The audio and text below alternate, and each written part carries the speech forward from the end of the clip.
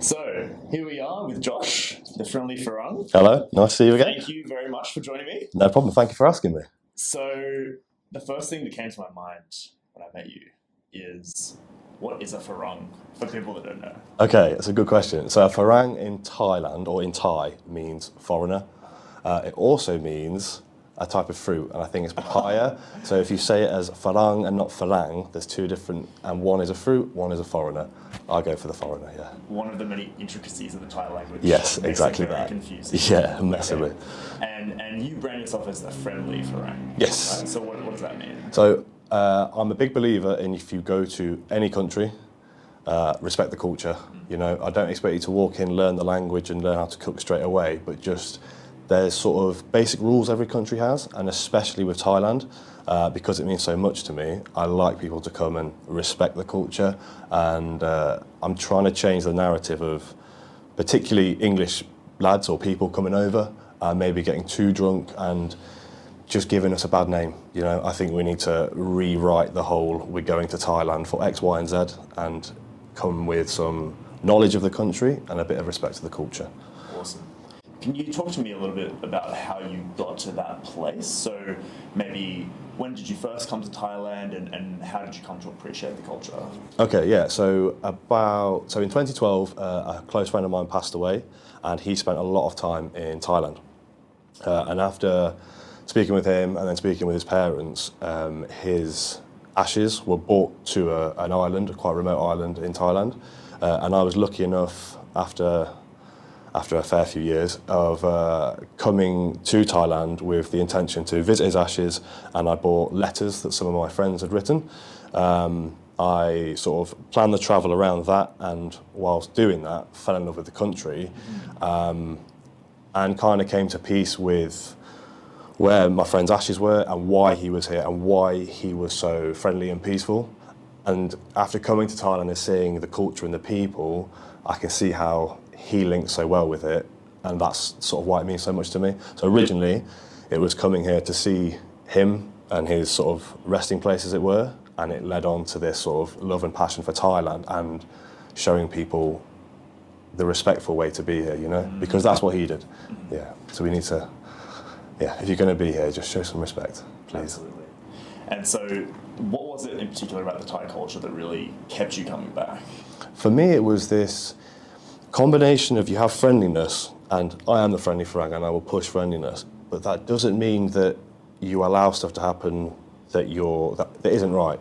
There's friendly, and there's, I can't think of another word, but you're not a pushover because you're friendly. And with Thai people, there's this resilience alongside the friendliness, so they will look after you in every way. I got stuck on that trip. I was attacked by dogs on the beach. I got stuck in the equivalent of like a cyclone in Bangkok, and every single time a random Thai person would appear and help me out.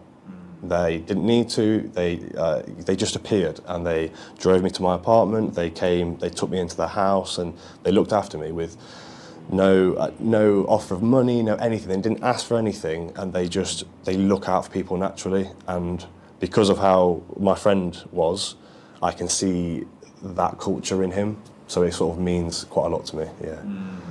Okay, so you got a bit of an introduction to that way of life through your friend initially. Yeah. And then I assume that once you came here, you saw that really, really blow up, or you saw that in detail, like how awesome the people can be. Yeah, so I saw like bits of him in the culture because of how kind-hearted, friendly, non-reactive he is, and how sort of resilient to everything going on around. And that is very much Thai people, and I see that in them, and I saw that in him, you know? Yeah. And so, you know, kind of a theme we've been exploring on this channel a little bit is sort of social differences between the East and the West. And so why do you think that there's this kind of open, friendly, you know, save you from being attacked by dogs sort of thing here, whereas people where we're from maybe can be a little bit more isolated or stuck in their own bubbles? It's a good question. I don't know if possibly because there is quite a heavy Buddhist sort of belief here, which has quite a lot of a karma-based structure. I find that trust, honour and respect within all my Thai friends is is pretty common. It's pretty. If you go into any of the car parks, every car will have its key in. Every bike will have its key in, and they allow people to move their bikes and cars if they need to, without them being there, because there is this level of trust.